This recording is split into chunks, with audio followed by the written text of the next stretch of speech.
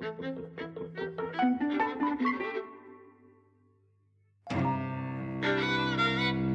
and welcome to Eavesdropping at the Movies. I'm Mike. And I'm Jose. And today we've been to see Maestro. Yes, in a theatre. Yes. We know it's showing on Netflix, but we wanted to see it on a big screen. We is a big word. So did you love it? No. You wanted to see it, and I was like, yeah, fine. And I thought it was 2.5 hours. On the Electric's website, it said 150 minutes. So I was thrilled to discover that that's clearly a mistake, and it's just over 2 hours. Because we were out there half an hour sooner than I thought. I didn't hate the whole thing, but I didn't like it very much. I do kind of think that probably actors should never actually direct themselves, is kind of the conclusion. I think the only one who's ever really got away with it properly is Woody Allen. And the reason I think it works with him is because everything is so kind of meta. Well, actually, I think also Clint Eastwood, and the reason for both, I think, is because they're not really actors. I mean, one is a comedian, the other one is a star. Right. So I think you're right that he does a disservice to himself, and partly it's driven by generosity. I mean, he even gives Carey Mulligan top billing at the end of the credits, which, you know, I thought was extremely generous. So this is Bradley Cooper we're talking about. He's co-written and directed this, yes, and stars in it as Leonard Bernstein. I think it's very poorly written, by the way, like structurally. So scene to scene, you can argue. And I did find moments in the film absolutely thrilling. You know, and really the reason why I wanted to see it in cinema is those black and white scenes at the beginning where he's told that he's conducting that day, you know, and that scene with him opening up the curtain, and then you're seeing Matt Bomer in bed, and then the camera kind of, you know, floats, you know, while he's running to the theater, and then it swoops in again, and you get that sense of excitement and thrill and sexiness, and it's all kind of beautifully visualized, you know? I think there's some real cinematic ambition. Yeah, I thought it was thrilling. And actually I was surprised at how into it I got. And so the film opens on a shot of very old Leonard Bernstein in his 70s, in widescreen in colour, and then it goes into his life in the 50s and 60s, which is full frame black and white. We move into the 70s, which is full frame in colour, and then right at the end we get back into the Monday. I think it's a little bit like we saw Poor Things recently, and that's the whole opening of that is in black and white, apart from the first few shots, which are in colour. And I think it's doing the same thing where it's saying, we are doing colour in this film, we are doing colour in widescreen, so don't turn it off, you know, because if you just started on black and white Academy ratio, I think people would go, what is this? And I think they're kind of reassuring the audience that, you know, there is colour in this film. But that stuff in black and white early on where everyone's smoking, I mean, everyone's smoking all the time anyway. Yes. But everyone's smoking all the time. Things are kind of beautifully sort of backlit and dramatically lit, and everything, all the smoke is always illuminated beautifully. I mean, it's got a real classic look, and it evokes that era, and it evokes the look it's going for. Very, you know, it's not just that it's like saying this is the 50s. It's saying this is like an image of the 50s and 60s. And the excitement and the wit and the showbiz, you know, thing. I really love that. That scene where they're doing Fancy Free, I think. You know, he's written the ballet music, and then there's like the three sailors dancing, right? And one of them is clearly dancing at Bernstein, and there's like the sexual kind of thing happening. I thought that was all marvelous, really. I didn't like that scene. I love that scene. Yeah. That scene was where I started to think, oh, you are losing me now. No, I love that scene. But I think it's a dishonest film. It washes away many aspects of his life, so it shows them. So it shows Bernstein with men, and it shows him doing drugs and so on. But it doesn't dramatize, you know, the kinds of psychological struggles and fears and, you know, and so on that must have involved in all of those aspects of the decision making, really. And then halfway through the film, or 3/4 of the way through the film, it shifts entirely onto her. With her cancer. With her cancer.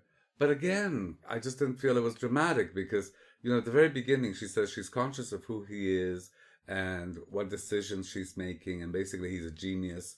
So, she's accepting of that. But you also don't get a sense of, the daily struggles and what it's cost them. And, and I also didn't understand the shift onto her. Her getting cancer and dying is not enough of a rationale. I mean, that could have been done in 2 minutes. It's not a rationale to give over that much of the film to her. I thought structurally the film was kind of misguided, really. Yeah. Well, I spent basically the whole film, like at every individual moment in the film, going, what is the point of this? What am I supposed to be learning from this? What am I supposed to be feeling from this? It feels, it's illustrative, I think, rather than kind of exploratory, as it were. You go, okay, right, so I could read Leonard Bernstein's Wikipedia page and I could read this, and this, and I kind of see that represented here. But what am I feeling from this? What am I learning from this? And as you say, it's things like, what are the struggles in this couple's life? You get the occasional big scene. You get that one big scene where they have that. It kind of all comes out to some extent in that argument at the party. That's in the kind of 70s section. It's where you're supposed to kind of feel all the stresses that have been involved in this marriage. But you haven't felt them before then. You haven't felt them bubbling up. You've just kind of you've observed that. Leonard Bernstein is married to this woman. He also has multiple affairs with men and women. And it hasn't added up to a feeling. It's just been, yes, I have observed this. and now I see that she is finally lashing out about it, I think the film is dishonest as well in the sense that it's ignoring the historical contexts, plural, that are a setting and a structure for these lives, right? 43, where it begins, is wartime, and certainly kind of, in the immediate post-war era, Gore Vidal writes very interestingly about kind of all the sexual excitement and, it's like this release from war and kind of, people having sex everywhere and so on. But, 47 is the beginning of the McCarthy era, really. The kind of the hearings on communism and anti-homosexuality and so on. It's very dangerous, to be gay, right? So this idea that people are kissing in public in the park, with no fear, and no sense of consequence. I mean, I found that very unrealistic. Bernstein might have done it once, but it doesn't kind of service the film to kind of treat it so casually. And then the whole of the latter half of the film, when she's dying of cancer, what does it mean for a man, now 70, whatever his age was, but beginning in 1980, say, so 60, where all of your friends and acquaintances are dying of AIDS. I mean, surely it must have been a fear for him. Were they still sleeping together? Is there a danger of transmission? Kind of what psychic toll is it taking on him, to have, certainly a large part of his community dying, right? Like, kind of, the film touches on none of the real complexities of a life like Bernstein's, who is such a singular and important figure in all kinds of ways. And I do think it doesn't do him justice. I mean, I don't know that much about Leonard Bernstein, though I know the figure and I know the face, and I'm aware of his kind of status as the first great American conductor who was kind of recognised worldwide. And I've seen some, the film talks about, although it doesn't really show, his television shows. Yes. Where he explained in depth music. He taught people. That's one thing that's really interesting about him is he's a teacher. Yeah, he's exciting to see in those programs, actually. Yeah. He's such a great teacher. And we see him teach here. We see him teach here almost as much as we see him, probably as much as we see him conducting, which we also see a couple of times. And there's one particular scene, which is this concert, it's Mahler's Resurrection, I think, in Ely Cathedral. And I think they filmed it in Ely Cathedral. And one thing that Bradley Cooper was saying about making the film with Netflix was that he was able to do this full 5-minute performance of this movement which is wonderful, and that working with a normal studio, he wouldn't have been able to do that. So kind of that pays off. I mean, kind of, my opinion on sort of Netflix movies, quote unquote. But that is something that Netflix appears to have given him the opportunity to do that he wouldn't ordinarily have had. I, hold my hands up to that because it's worth it. I mean, I honestly don't think that a film of this type would have gotten an $80 million budget for theatrical release outside of Netflix. I just don't think this type of film is on that budget is really kind of being done anymore outside of streaming. I just come out of the film feeling like, nah. Yeah, I didn't come out feeling, oh, I hate this. I mean, I know I went in with just the lowest expectations, and you were going, oh, you're in such a mood, because I was on Facebook this morning saying, go on, I'm being made to see this bloody thing. So like I went in with the lowest expectations, so maybe that partially explains why I come out not feeling completely antagonistic. But it's a film that has pace. I think it's got decent performances. I like the look of it. Carey Mulligan, whom ever since she tried to get that Variety critic fired because he said she wasn't hot enough, I've despised her, really, because to me she embodies like this whole power, class, privilege, the idea of getting someone fired for doing his job. I just despise her, really. But she's fantastic in this. She won me over. Yeah. She's really, really great. Yeah. I feel more ambivalent about Bradley Cooper's own performance, because I think it's like you say, he has wonderful moments, right? I think he's better when he's older in the film. When he's younger, actually, I think the prosthetic nose, which we should probably talk about, gets in the way. Because one of the things about seeing footage and pictures of Bernstein, but particularly footage, because he comes alive in motion, really, is, he was really sexy. Yeah. And he was known for that. Yeah. He was somebody who just, was fancied by people of both sexes. He was a very charismatic person, right? But he was also very sexy. Like, it's not just that people wanted to be near him or so on. It's like, yeah, people wanted to have sex with him, right? And Cooper does not communicate any of that in the opening sequences. I mean, he's obviously with people, he's having sex with people, but he himself in the performance, it does not exude kind of sexiness, really. Yeah, I suppose so. And the nose distorts the younger face in a way that fits the older face. So I thought young Bernstein, doesn't look like Bradley Cooper, and it also doesn't really look like Bernstein, because Bernstein was very handsome. I mean, he did have that nose. I don't have any problem with the use of a prosthetic, right? But, it's just kind of the way that it is realized in the film. And it's partly his performance, because he could be doing other things with his body, with his movement and so on. It kind of diminishes the handsomeness of both the character and the actor. At a moment in the narrative where it's kind of needed. You want that exuberance, that sexiness, that kind of,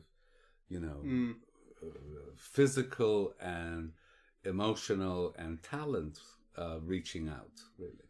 I mean, I don't know how much I agree with that, just on basis that I don't know how harmful the prosthetic nose is to that. And I think you do get it through the kind of the joie de vivre of Bernstein as he's played by Cooper. He's kind of a love of life and his exuberance, and also so much of that early dialogue is written in this fast talking way that's very evocative of the 40s and 50s. Yes. It's quite deliberately so, I think. People kind of chatting back and forth, and that kind of conveys some of that as well. So, and the thing is about the nose, I never had any issue with it throughout. I mean, I never had any issue with it when it first emerged that he had this prosthetic nose. So this was back in, I think, spring last year, when I guess the trailer and like photos from the set came out, and people went crazy that he was playing a Jew face. I thought that was it's ridiculous because there is a negative association in the world of stereotype between Jewish people and large hooked noses. It's always part of the evil Jewish caricature that you get. But also, Leonard Bernstein had a big nose. This is part of what he looked like. And I was saying at the time, and Mark Harris wrote a defence of this. Yes, that was a very good piece, I thought. Yes. It was really good. Yeah. And one thing that he pointed out was people are looking at one particular shot. And if you look at this other shot, which no one's looking at, with like, you know, Bradley Cooper is at a different age and his face is at a different angle, and he's got the same prosthetic nose on, no one's having any issue with it. Yeah. It's just like one particular thing where the nose appears to stand out, people are going crazy about. And I was saying, like, let's fucking wait until we see it in action, maybe. Yeah. And you see it in action, and it makes perfect sense. It's not overdone. It contributes to his look perfectly, kind of accurately. It's fine. Yes. I mean, I have a problem with it in the early scenes, not because, not because it's anti-Semitic or anything, just because it diminishes the look, right? So that, because Bradley Cooper is perceived by many to be a very handsome man. Leonard Bernstein definitely was. And kind of, to me, the way that nose is designed on the younger Bernstein, is... makes his face kind of wonky, really. So, I don't like it, and I don't think it serves the narrative. Later on, as soon as Bernstein hits middle age, that nose fits, and it very much resembles kind of Bernstein. It helps kind of conceive of that character at that age. But I didn't like it at the beginning. I think the rest of the prosthetic and makeup work is fantastic as well. I mean, it's all fun. Yeah. The look of Bernstein as a 70-ish-year-old, in that opening and ultimately kind of closing segment, is remarkable. You look at his neck. Yeah. I mean, it's an old man's neck, and sure. It's pretty astonishing work, actually. The problem I have with Bradley Cooper is not in that I think he kind of gives a poor performance, that kind of thing. It comes down to this thing that I was saying at the start about actors directing themselves. There's a real self-importance vibe going on. Yeah. And Bradley Cooper has kind of, like, outside the film, I think part of the performance is Bradley Cooper as the auteur. The way I listened to this music when I was young, the interviews that he's giving about it, all this kind of stuff, how important it is to him. And it's very trying. And you get to the film, and when the film begins on that shot of him playing the piano from behind, the slow track in, it immediately communicates all the wrong things about the self-seriousness. And then you get to that scene, because then it started to win me over a bit when it was kind of quick and snappy and stuff. And then you get to that scene that we mentioned. What was the play on stage? The musical with all the sailors? Fancy Free, I think. Fancy Free, and you see them. It's that kind of whirlwind, sort of half slightly imagined thing going into the theatre and going up on stage and watching them, and it's all that sort of smiling at each other in completely implausible ways that I just hate. We're smiling at each other, having a great time, and then she says something like, is that what you want?" Something like that, and he leans forward and he gets this big close up and he has this smile on his face and he says, "There's a lot of things I want." Yeah. I thought, oh God, you're such a fucking actor, aren't you? I know, but I love that because it felt like a dream ballet, right? That whole thing. Oof. Like a 1940s dream ballet, but in black and white. Do you know what I mean about Bradley Cooper? I do. I exactly know what you mean. It is a very self-important use of himself, even though he himself is often quite wonderful in some scenes, I think, and hugely skilled. But the way that he conceives of those scenes is kind of unrelenting, uncompromising, and misjudged. So kind of there are entire scenes that are played like, so for example, the whole fight discussion between Felicia and Leonard Bernstein in the apartment, which is done in this hugely long take with the camera kind of distance. That it's there so that kind of to benefit the actors, right? They're kind of interacting with each other. It's kind of long bits of dialogue, kind of in a way their skills get to really shine. But actually it doesn't serve the film. Probably, yeah. And there are many scenes like that. The scene in the park where they're talking and it's again a huge long shot, kind of, that, you're seeing them at a distance for a long time. The use of long take I didn't dislike, though. No, I like the long take. And there are times when that one, I thought, was giving the actors primacy over the film. Yeah, I know what you mean. But I do think that there's also... I like the ethos of letting the action play out in full. And those particular takes, there's certainly a couple early on where things are played in long take, but the camera is moving and restaging and that sort of thing. And that really works for me. And it's like you've real thought has been put into how that's being done. To give an example of... So, I have mixed feelings about Cooper's performance because he is hugely skilled, but he's often not convincing, right? And I want to that moment where he arrives with Felicia and springs the surprise on his boyfriend, i.e., this is Felicia, this is the clarinet player, and you realize, like, the cruelty and harshness. It's basically like, I'm dumping you for her, and it comes out of nowhere for the other guy, right? And there's this look on Matt Bomer's face, like, just a sadness, right? The realization that I think communicates so much more than all of the fluty kind of voice gesture that, Bradley Cooper does in, what is quite a flowery performance. It's kind of, it's full of, I mean, obviously, on the one hand, there's a range there and there's a showing off of skills and so on, but I also think that kind of quite a lot of it is not necessary and certainly doesn't communicate the truth of the moment as clearly as Matt Bomer's very simple kind of, performance does in similar scenes, in their scenes together. But there's also... The direction does benefit that, though, because it leaves the camera on Matt Bomer throughout. It doesn't cut away from him. You see that reaction in full. That's true. And that really works, because it's all about him at that point. Yeah. And the right decision has been made there to show that. For a biography, for a film bio, like, it really is... So, because it's called Maestro, so you think it's about Bernstein. But actually... if you look at it as being about Bernstein, I think it's a real failure because the film doesn't really convey, the life or the career or the importance or, kind of the boundary breaking aspects of the life and the career. If you look at it as a picture of her, then clearly it's not, except in the last half it becomes more about her. And then also, if you look at it as a picture of a marriage, right, then I think it also kind of doesn't really succeed, right, because a lot of those complications in that marriage are kind of glossed over or feel false. So, for example, Felicia might really not have loved him, but, he's young, he's talented, he's rich, he's on his way up, right? That might have been a decision why she might want to accept kind of that he's not, like, fully heterosexual. You want to be able to see kind of, those factors, those decisions, those things that kind of complicate life that, it's not that she's just a super nice person who's very accepting and open, right?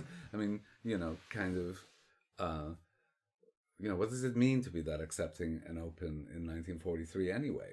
Right? Like, kind of, you get no sense of that from the film, I don't think. No. This is what I was saying about the film being illustrative.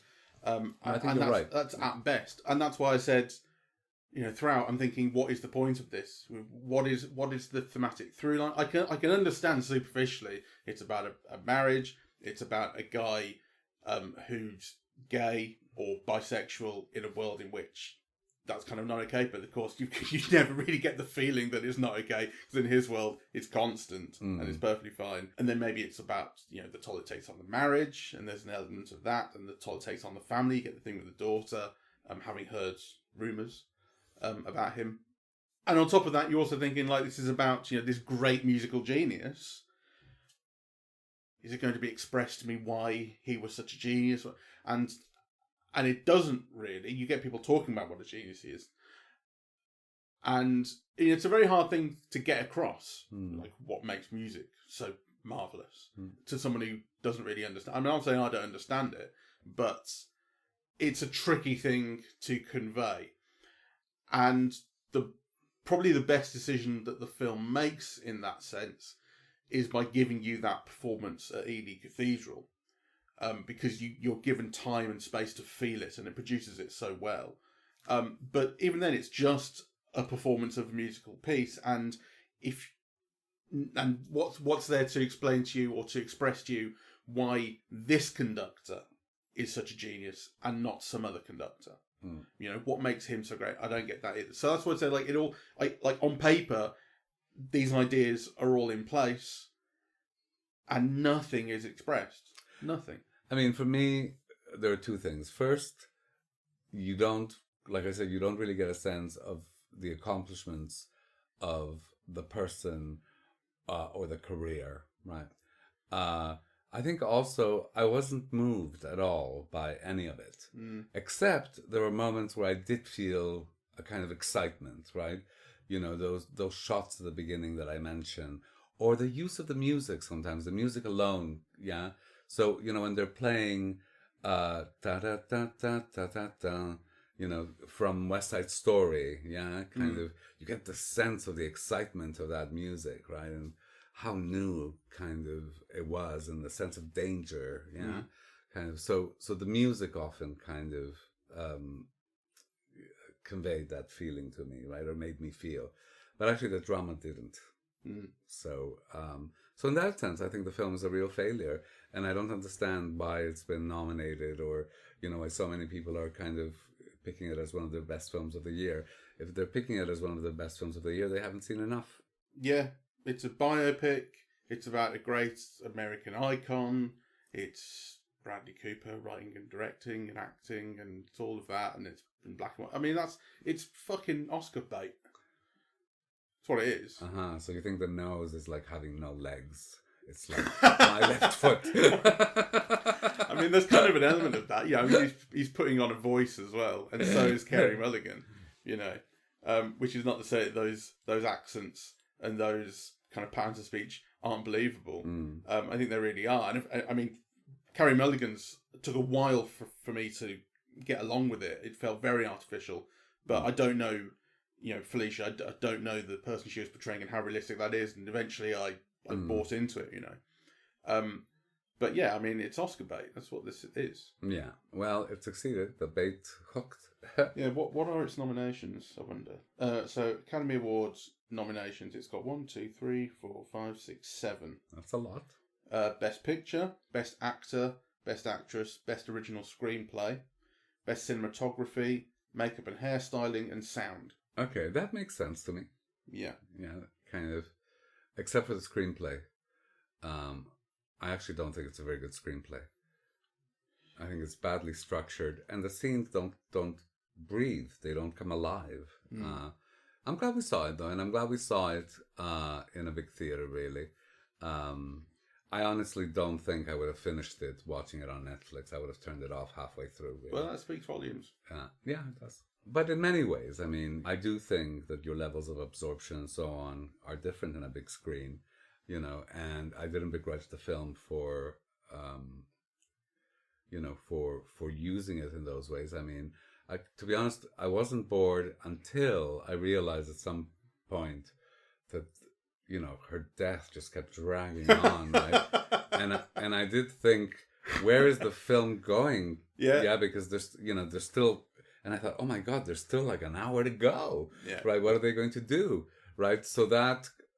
but then it turned out it was only half an hour. You should have been anticipating. Because we thought it was half an hour longer than it was. But I mean, I was the same thing. You know, when you got to the 70s and the film turned into colour, I leant over to you and I went, we're not even an hour into this, you know? And as it turns out, okay, we're almost the halfway point. But I was thinking, God, an hour and a half. So yeah, as all of that is kind of our experience of the duration of the film is not reliable because we were just misinformed. Yeah, that's true. I do think so. We can't finish this without mentioning a kind of annoyance. I mean, I've used the word dishonest kind of, you know, quite a bit, but I resented as a gay man watching the men in Bernstein's life, kind of clearly so important to him, the hand holding and so on, being minimized by the film, right? Because, these people who are clearly so important in his life, the film really treats as if they were nobodies, as if they were interchangeable. Yeah. Dalliances. So I really resented that. Yeah, I agree with that. The kind of the whole gay aspect of the film is given short shrift in several ways, and that's one of them. And another one that we've mentioned is that it makes it seem so easy. And it just can't have been. Yeah. I mean, the fear that Bernstein has when he's in the park embracing whichever one of his partners it is at the time, his fear is not that he'll be seen being gay in public. It's that it is even a fear. He just kind of says, "Are people over there looking at me going, is that really him?" Yeah. And it's kind of, it's a thing about fame or that sort of thing. But it's not. I suppose it doesn't quite come over as fear, and it certainly doesn't come over as fear of being found out. Yes, which you would think would be a very plausible fear. And the film likes to have it both ways, because there is this bit of dialogue where his mentor tells, the whole discussion about changing his name, but it actually begins by saying something like, "It'll do you good to be married," right? Yeah, because then you can be less threatening, and also, how about your name, right? Like So these, maybe for him, marriage was also a way of protecting himself, a way of advancing his career, that whether he loved her or how he loved her, then become kind of different questions when, marriage is seen as an absolute necessity if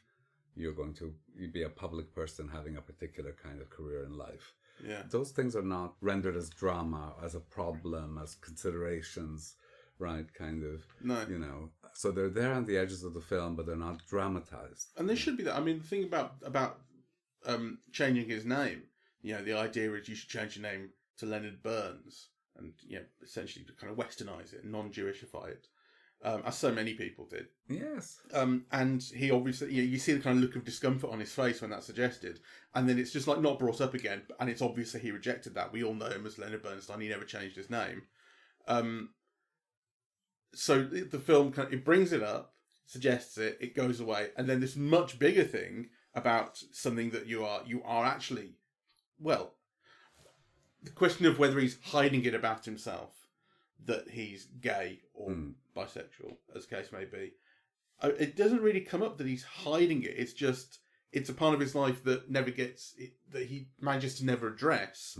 And the one time it is brought up by his daughter, as I said, who's heard these rumours, he's able to lie and pass it off as, but these people are jealous of me. But I even hated that moment because, he's clearly lying at Felicia's request.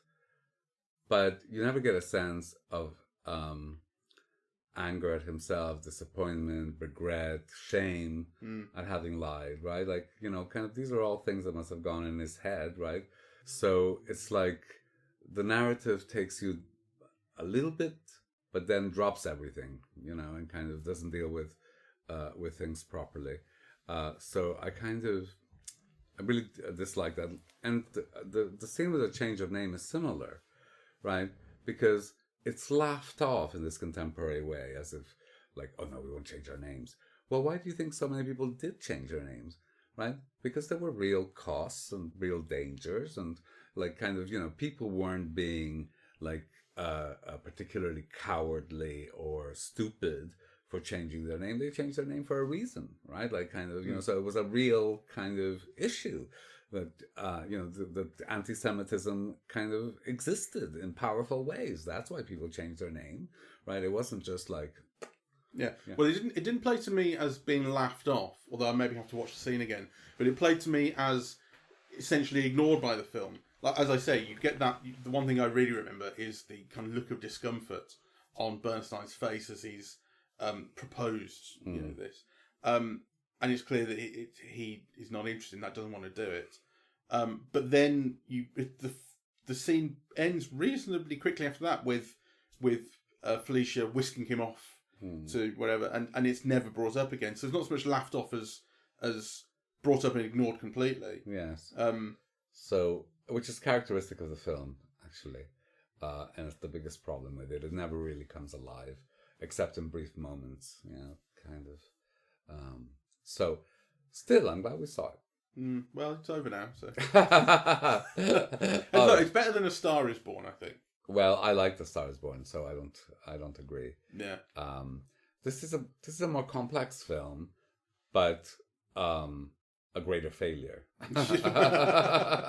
So, so on that note, thank you very much for listening. We are eavesdropping at the movies, and we are on Apple Podcasts, Audible, Google Podcasts, Spotify, SoundCloud, and YouTube.